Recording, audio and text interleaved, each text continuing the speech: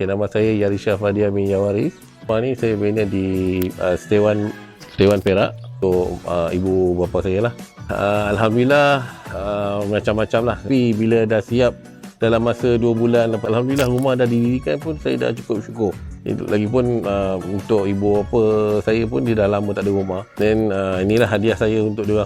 Macam biasalah kalau cash ni orang kata dah tak payah fikir lagi lah. Nak bayar bulan-bulan, nak apa semua kan. Loan boleh katakan 2 kali ganda lah.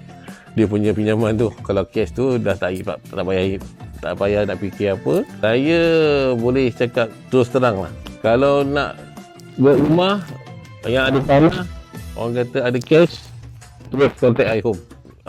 Tak payah nak ragu-ragu apa dah. Sign contract, dia terus buat kerja. Settle. So siapa yang ada tanah tu, ada cash, terus cari iHome.